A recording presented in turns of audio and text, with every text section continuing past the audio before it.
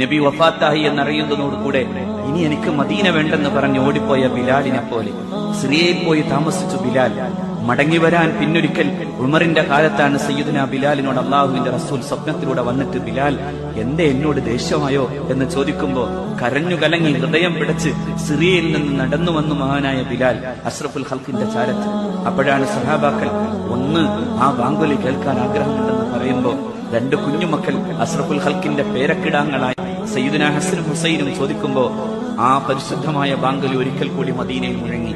പക്ഷേ അഷ്ഹദു അന്ന മുഹമ്മദൻ എന്നേ മഹാനായ ബിലാലിനെ പറഞ്ഞു തീർക്കാനായുള്ളൂ. അപ്പോഴേക്കും പൊട്ടിക്കരഞ്ഞ് ബോധരഹിതനായി വീഴുന്ന ബിലാലിന്റെ ഇഷ്കിന്റെ മുമ്പിൽ മരണത്തിന്റെ അവസാനത്തെ സമയത്ത് ഭാര്യ കരയുമ്പോ മഹാനായ ബിലാൽ പറഞ്ഞു, എന്തിനാ കരയുന്നത്?